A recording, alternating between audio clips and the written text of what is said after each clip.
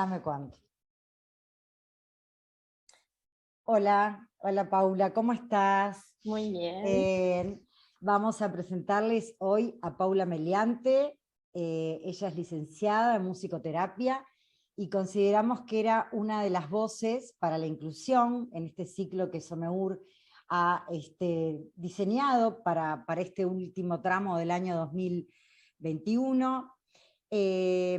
Como les decía, es licenciada en musicoterapia, es la directora de la licenciatura en musicoterapia en CEDIAP, tiene muchísima formación en esta temática, en todo lo relativo a la musicoterapia, en la rehabilitación, en personas en situación de discapacidad, ha concurrido a conferencias, a congresos, ha sido ponente en las mismas, en todo lo que tiene que ver, como decíamos, con la música, pero a su vez vinculado a la actividad cerebral, vinculado a las emociones, vinculado a los derechos humanos. Bueno, entonces es algo que va a ser muy nuevo y muy original este tema para todos, pero yo la conozco a Paula y sé que el tema de la musicoterapia es aún un poquito desconocido. Contanos un poco, Paula, primero que nada, gracias por haber accedido a esta entrevista. Y bueno, y empezar preguntándote si nos puedes contar de qué se trata la musicoterapia. Bueno, muchísimas gracias por la invitación. Creo que estos eventos, estas instancias son fundamentales para difundir y para mejorar la calidad de vida de las personas, tanto de las personas afectadas como de los familiares y entorno, Exacto. que también están afectados de todas formas, ¿no? Entonces, creo que cuanto más podamos colaborar, mejor, y bueno, me sumo a la causa. Buenísimo. Te cuento un poco de la musicoterapia. La musicoterapia en realidad surge con los primeros humanos, porque el uso de la música y la música como sanación o como camino para la cura o la mejoría, toda la vida se utilizó, ¿no? Entonces, en realidad, lo que actualmente nosotros hacemos es sistematizar ese uso y buscarle bases científicas para entender cómo y por qué la música puede afectar tanto la parte cognitiva, como la parte emocional, como la parte física, porque como vibración nos afecta físicamente, o sea, realmente afecta al ser humano en su En totalidad, todas sus dimensiones, claro. en todas sus Claro, dimensiones que no pueden ser separadas. claro.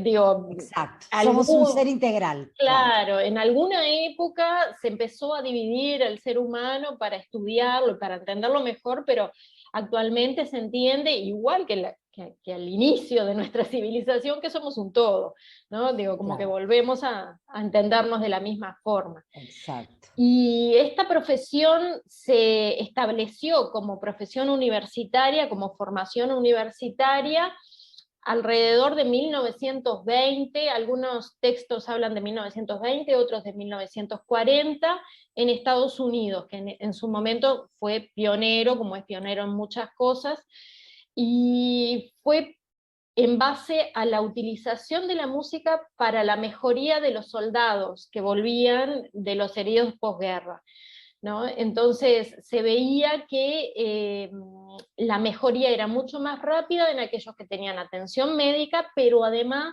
iban equipos de música, tocaban o cantaban con ellos, y bueno, la música colaboraba en la mejoría de y la rehabilitación de estas personas, ¿no? Y a partir de ahí, bueno, se empezó a recabar información, tenemos bases de los griegos, que utilizaban distintos tipos de escalas para provocar diferentes cosas, y se sistematizó para hacer un curso universitario, y a partir de ahí se diseminó por el resto del mundo, ¿no? En Uruguay recién en 2017 se establece esta carrera como una carrera universitaria reconocida por el Ministerio de Educación y Cultura y de Salud Pública. Nosotros recién estamos llegando.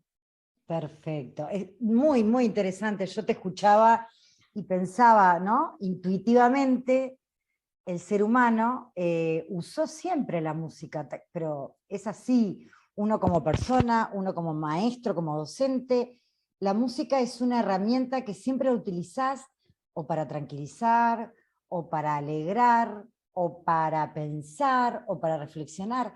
Es increíble. Simplemente que esta carrera lo que ha hecho fue, a través de investigaciones, supongo yo, elaborar todo un marco teórico a partir de la experiencia, y bueno, y a partir de allí empezó a desarrollarse como una profesión más. Increíblemente, claro, yo me enteré de que la musicoterapia era algo tan importante por vos, pero yo no lo sabía, así que me imagino que como yo, muchísima gente, incluso la que, no está, la que está alejada de la educación. Contanos un poquito, ¿cuáles son los tipos de encuadre de la musicoterapia? ¿Cómo se trabaja? ¿En un consultorio? ¿Con muchas personas? ¿Con una sola? ¿Cómo es? Mira, nosotros trabajamos, primero, la población que nosotros trabajamos va desde el momento de gestación, que la madre está embarazada, porque trabajamos con fetos en el momento que el sistema auditivo se desarrolla alrededor del 5º mes de gestación, pero desde antes ya podés trabajar a través de vibración, ¿no? Porque le llega al bebé. Y se trabaja mucho la parte del vínculo con la madre y con el padre, pero también son los momentos en donde se funda, donde se empieza a crear el concepto de prosodia y el concepto de ritmo. Entonces, a partir de ahí tú ya estás trabajando, enfocándolo para el lado de la educación, que es más bien el tema ahora, y ya estás trabajando esos aspectos. Y del eso, lenguaje. del lenguaje, de la Del adquisición del lenguaje. Y eso va a repercutir... Vamos a contarles a los que nos están escuchando que la prosodia, que es una palabra que entre los que trabajamos en esta temática se usa muchísimo, pero quizás no sepan qué es. La prosodia es como esa forma tan peculiar que cada persona tiene de hablar, ¿verdad? Es como la melodía de la voz, ¿está bien? ¿Eso, es un poco eso? Exacto. Entonces, cada uno de nosotros tiene una prosodia diferente, pero muchas veces hay muchos trastornos, muchas discapacidades, que tienen como uno de los tantos síntomas una prosodia muy particular, que llama la atención, ¿verdad? Exacto. Así que la musicoterapia también incide desde la etapa intrauterina en todo este aspecto, en todos estos aspectos del lenguaje. En el desarrollo de esto, y además son formas de reforzar, ¿no?, el neurodesarrollo. O sea, de prevenir o de ir trabajando cuestiones que después pueden llegar a complicarse. La parte rítmica, por ejemplo, está muy relacionada con la dislexia. Con la lectura, Toda la parte de lectura, toda la de lectura, interpretación, todo es rítmico. Entonces, bueno, esas son herramientas que nosotros utilizamos de la música o del canto o de la propia madre para ya ir trabajando en la gestación. Después, obviamente, trabajamos desde que nacen hasta los últimos momentos de vida, que también aparecen problemas y los trastornos surgen y se pueden ir acompañando, pero muchas veces son crónicos, acompañan la vida entera. Claro, porque trastornos que no son, claro, por eso no son enfermedades, son, la persona nace y muere con ese trastorno. Podrá alcanzar altísimos logros, ni que hablar, pero eso no quiere decir que ese trastorno siga existiendo. Claro. Ahora, contame, Paula, pero ¿cómo llega a una musicoterapeuta una mamá con un niño, por ejemplo, con autismo? Que Mira, yo sé que se trabaja mucho sí, con estos niños. se trabaja muchísimo. Nosotros trabajamos a nivel individual y a nivel grupal también, ¿no? Bien, Dependiendo siempre del el caso que nos consulten, ¿no? Eh, a mí me han llegado consultas a través de la Asociación de Padres de Autistas, por ejemplo. Porque claro, como acá en Uruguay no es tan conocido, entonces claro. como que no hay un referente específico, a no ser la facultad. Quienes se Claro. interesan, conocen, empiezan a buscar y llegan a la facultad, y bueno, a través de la facultad sí tienen contacto con nosotros. Después hay algunos musicoterapeutas, no es mi caso, yo trabajo más particular y en la facultad, que trabajan en clínicas de neurorehabilitación o en Pero no es lo más diferentes. común, ¿verdad? No es lo más No, común que en las clínicas allá. La verdad no, que yo conozco muchísimas clínicas y no es lo más común no. contar con esta rama, para nada. Sí, Es genial, es genial. Yo me imagino lo que debe ser. Este, y contame, Paula, o sea que cuando trabajan con los niños, por ejemplo, en el caso de los niños o de las personas, o de jóvenes, ponele, con discapacidad, o sea que lo pueden hacer con él solo o también con la familia, o algunas veces solo y otras veces con la familia. exacto. Es también dependiendo del caso, ¿no? De las particularidades, porque además dentro de un mismo trastorno tenés las diferencias individuales que son Matices, claro. enormes. Propias de cada ser humano, exacto. Totalmente. Claro, Entonces, claro. bueno, va a depender, pero en general se empieza a trabajar individual. Y a medida que se va trabajando, se va llevando a lo grupal para tratar de que ese individuo sea lo más funcional posible y de Para trabajar socializar, claro, totalmente toda la parte social, trabajar toda la parte de interacción que es claro. fundamental para el crecimiento y la salud de cualquier individuo, ¿no? Además, ahora yo estoy pensando, ¿no? Hay ciertas, por ejemplo, el síndrome de Down. Las personas con síndrome de Down tienen una especial, una especial fortaleza en la música. Sí. Les encanta bailar, les encanta cantar, tienen mucho ritmo, tienen mucho oído. Yo tuve niñas que se expresaban a través del baile y yo les ponía diferentes tipos, todo intuitivo y un juego, ¿no? Entonces yo les ponía de repente música clásica y hacía que bailaban ballet. Como ellos les ponía digo, ellos como se pueden expresar a través de las diferentes Totalmente. músicas. Entonces, es una forma de expresión también, Sí, sí, la música, de claro, expresión y del también de cuerpo, recepción. El cuerpo es claro. fundamental y también de recepción, porque vos a través de la música trabajás, por ejemplo, los tiempos de espera, que en el caso que hablábamos antes del autismo es de las cosas más grandes a trabajar, ¿no? La Exacto, poca tolerancia a la espera. claro. Entonces, nosotros trabajamos desde un principio que entiende que lo que sucede en la música sucede en la vida, es el principio de analogía. Entonces, nos pasa a todos que estamos tristes y ponemos música triste. Tenés que hacer un esfuerzo para poner música alegre para decir, no, me tengo que sentir Me tengo mejor, que, claro. pero lo natural, Ah, lo que resuena contigo es que si vos estás triste, la música que vas a querer escuchar sea triste. Entonces, mirá, si vos modificás esa música, va a modificar el estado de ánimo y la persona, cómo va a funcionar en su vida. Entonces, exacto. va para un lado como para el otro. Qué genial, mirá Entonces, vos. si vos trabajás con él, o alguna actividad que sea como, no sé, dirección de orquesta. Yo llegué a trabajar con un muchacho que tenía autismo, tiene autismo, muchacho en su época, a ver, muchacho, estoy hablándote de unos 8 o 10 años atrás, 27 años tenía en su momento.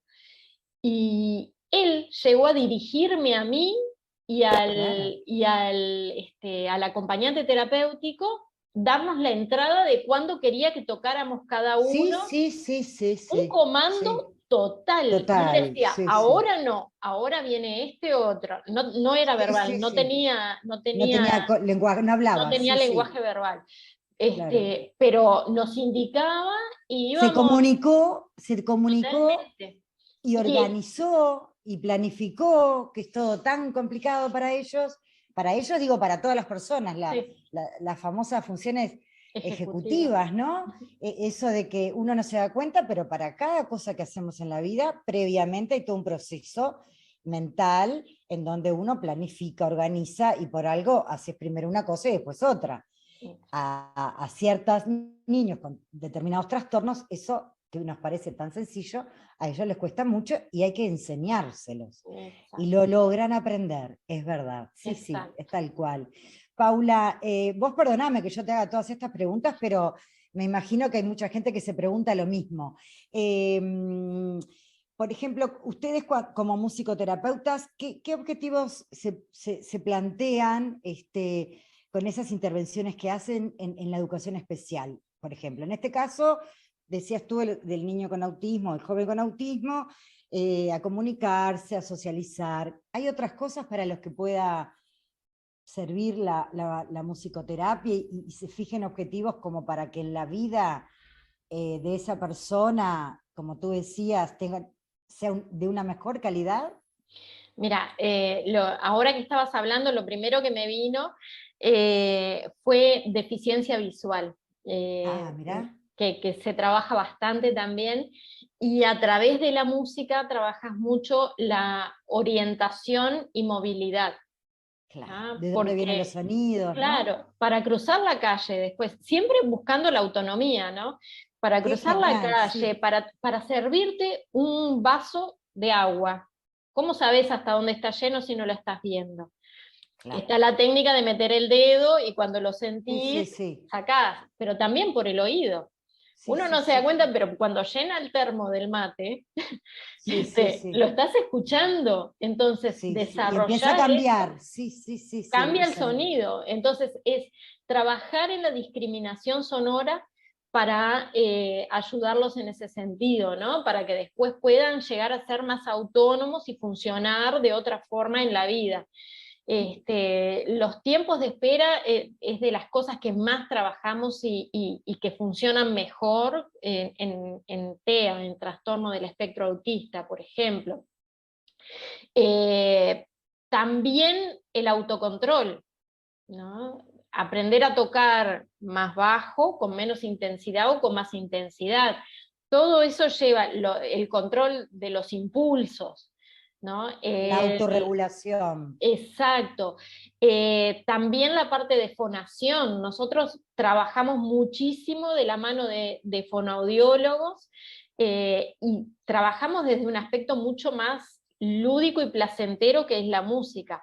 La musicoterapia siempre se basa en apoyarse y desarrollar los núcleos sanos para que puedan compensar las dificultades. Las dificultades. No trabajar desde la dificultad. Exacto. Nunca nos paramos del no puede, sino del qué es lo que puede. Y esto va a crecer tanto que va a opacar o va a compensar lo que no puede. Fíjate que yo ahora estoy pensando también, digo, esto obviamente antes con Paula más o menos hablamos de qué temas nos interesaba que tocar así, realmente esto cumple la función de informar a la persona que nos está escuchando. Pero estoy a través de las diferentes entrevistas con diferentes actores de la inclusión, se repiten cosas. Por ejemplo, la autonomía. Todo lo que se hace con estos chiquilines y estos jóvenes desde chiquitos no es con el objetivo de que aprenda a esto puntualmente, a sumar o a dividir o a estudiar, es el objetivo final y la misión mayor es la autonomía. Esto se repite en todas las entrevistas. Y eso que no son musicoterapia todas. Y después, recién dijiste otra cosa muy importante, lo de desarrollar aspectos de su de su conducta en cuanto a que uno no quiere, porque a veces se confunde, y el niño que estea, o el niño que tiene síndrome de Down, o el niño que tiene déficit atencional, uno no pretende cambiarlo ni quiere cambiarlo. Él es así y lo aceptamos así. Pero lo que queremos es que para su futuro, su futura vida en sociedad, como forma parte de la misma, como formar parte de la misma, sea lo más feliz y que tenga el mayor bienestar posible. Y para eso tiene que de repente aprender ciertas conductas y ciertas estrategias en la vida para poder tener mejores vínculos. Claro. En definitiva es eso. Tú estás diciendo que aprenden a respetar tiempos, que aprenden a escuchar al otro, que aprenden por el sonido a cruzar una calle de repente. Y fíjense qué cosa tan importante es en la vida de un adulto. Entonces, ¿cuánta cosa hay para ayudar a estas personas, no? ¿Cuánta cosa hay que no solo pasa por lo tradicional? Eso es lo que yo quiero rescatar de la musicoterapia, que de repente no es algo complementario, es algo igual o tan importante como otro tratamiento, ¿verdad? Sí, nosotros, nuestra profesión en otros países que empezaron desde antes con las formaciones, por ejemplo, vecinos como Argentina o Brasil, tienen 50 años de carrera universitaria, ¿no? De que ya está instalada. Y realmente estamos estamos en todas las, y ahí se me fue el portuñol, insertados Sí, no, pero está bien. en distintos Insertos. ámbitos, Claro. ahí va, en distintos ámbitos, ¿no? En las policlínicas de salud, yo qué sé, el otro día me llegó un llamado para En la mutualistas, Armada, capaz. en Claro. mutualistas,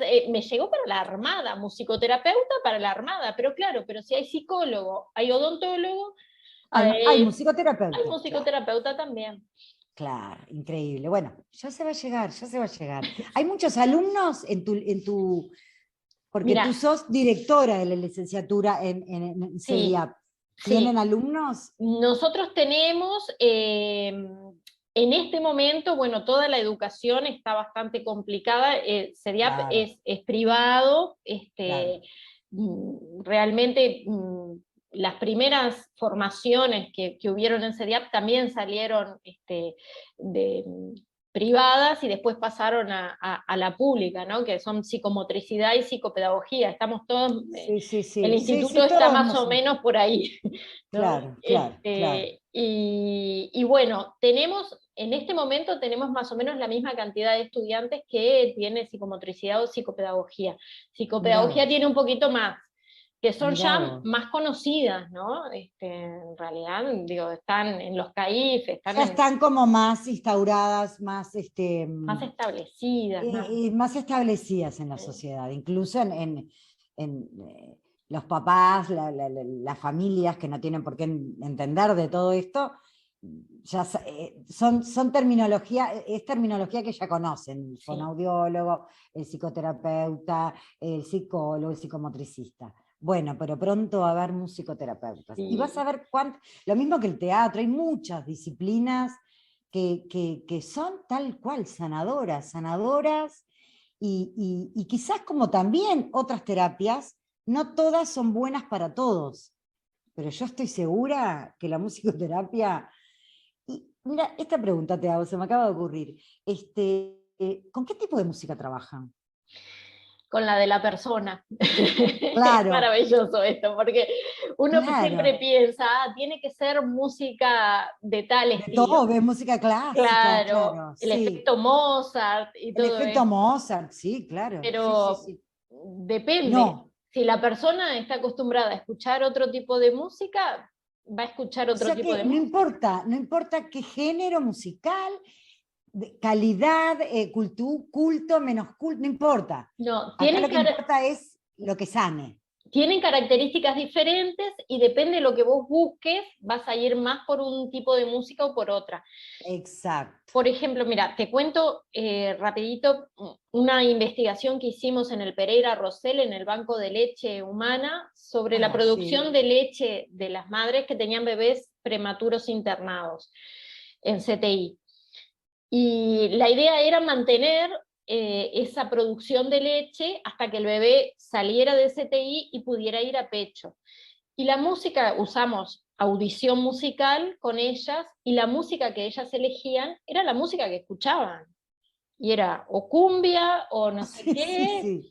Lo único que hicimos fue cambiar un poco algunos parámetros musicales para bajar el estrés. Y de los resultados que tuvimos fue que aumentaba la leche en las madres que escuchaban música, pero además que bajaba un 57% la hormona de estrés, el cortisol, en esas madres, de antes de escuchar a después de escuchar la música. Entonces, claro, está todo relacionado. El estrés hace que menos estrés disminuya la... Claro, entonces, digo, iba a repercutir en la leche. Y la música que se escuchó fue la música que ellas eligieron. Claro, porque, bueno, otra vez lo mismo, ¿no? Pero es que eso es en todo así.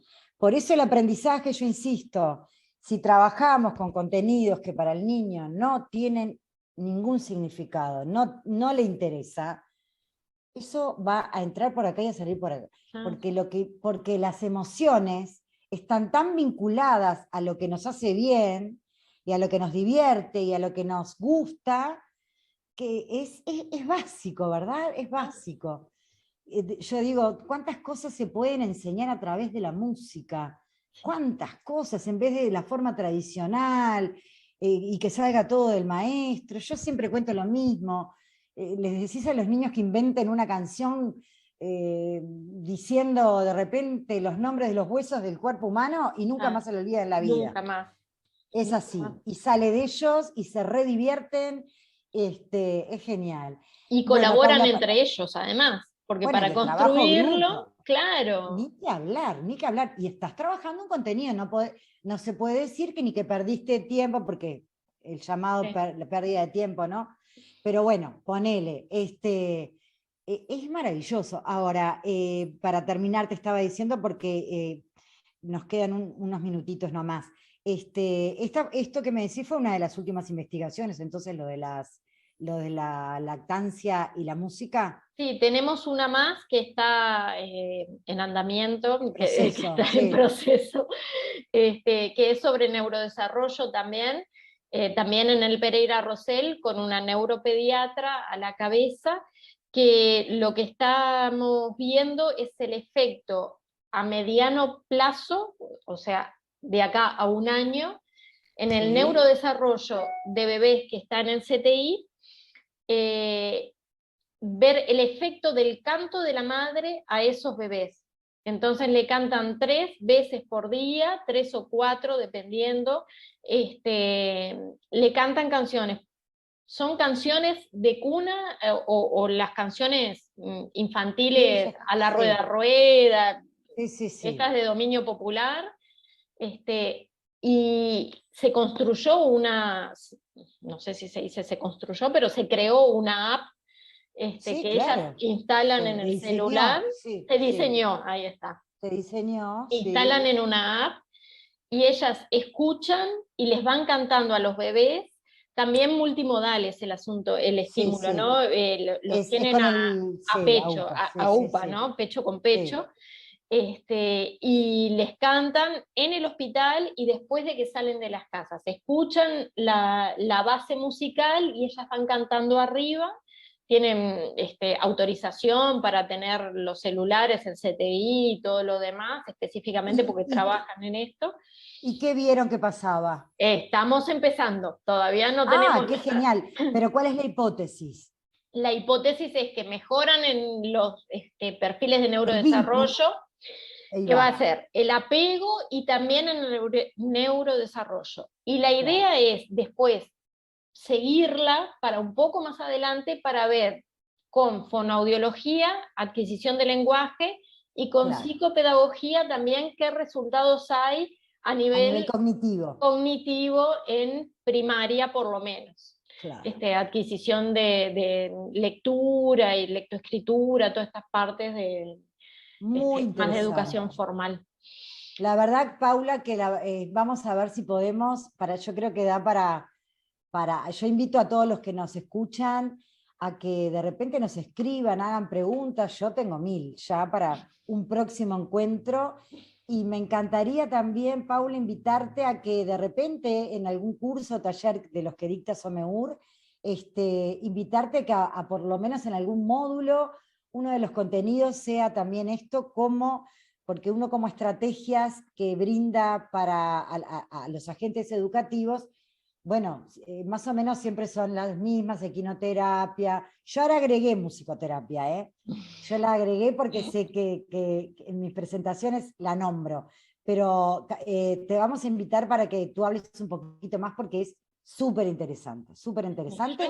Y la verdad es que es algo que está en nuestras vidas desde toda la vida, desde siempre. Pero cómo no supimos que era un elemento, o hay gente que sí. Fíjate que yo siempre pongo de ejemplo a Marquicio, Fabián Marquicio, con su hijo, con Tea, la forma que él no se podía comunicar con su hijo, no lograba establecer una comunicación con él, no lograba que él obedeciera y siguiera un montón de rutinas y de hábitos. ¿Cómo lo logró él un día cantándole? ¿Sí? Vamos a bañarnos, no sé qué, y ahí el chiquilín reaccionó muy positivamente. Y entonces, bueno, él es músico, ¿no? Se dio cuenta que para cada cosa que el nene tenía que hacer, con una canción, él lograba efectos en vez de una pataleta, de llanto y de todo un montón de cosas. Y fue con la música. Entonces, si esto lo formalizamos, lo sistematizamos, como no solo capaz, se me ocurre a mí, se puede usar en este caso está nuestro ciclo y SOMEUR siempre aborda la discapacidad, pero esto sirve también para toda la educación, no solo para la discapacidad, ¿verdad? Y para los papás y para todas las personas que se vinculan con niños. Así que, Paula, yo te agradezco y ya te invito a participar de algún otro evento, de alguna otra entrevista, porque da para muchísimo más el tema. Y yo encantada, encantada para colaborar y democratizar estas cosas que es eso, ¿no? Está a nuestro alcance, claro, está a nuestro alcance y es para beneficiar a los demás. Entonces, bueno, me parece que... Y así también ayudamos a que el mundo de a poquito, esto es así, tiene un efecto multiplicador. En la medida que la calidad de vida de estos niños, de sus familias, es mejor, va a ser mejor el de sus clases, el de sus compañeros, el del centro educativo, la sociedad y el mundo. Como yo digo, la inclusión no debe ser un proyecto de un centro educativo, debe ser un proyecto social, un proyecto de sociedad. Volver a ser todos uno. Totalmente. Como tú decís, como lo era en un principio los hombres primitivos, ¿verdad? Que me imagino que tocarían los tambores que ni te cuento. Y bailaban. Bueno, Paula, y bailaban, claro. Bueno, Paula, 1.000.000 de gracias, un placer escucharte. Bueno. 1000 gracias por tu accesibilidad a poder compartir con nosotros esto, que a veces diríamos, ¿qué tiene que ver? Mucho tiene que ver, mucho. Así que 1.000.000 de gracias. Bueno, encantada y gracias a ustedes. Nos volvemos a encontrar. Un beso, chao, Paula.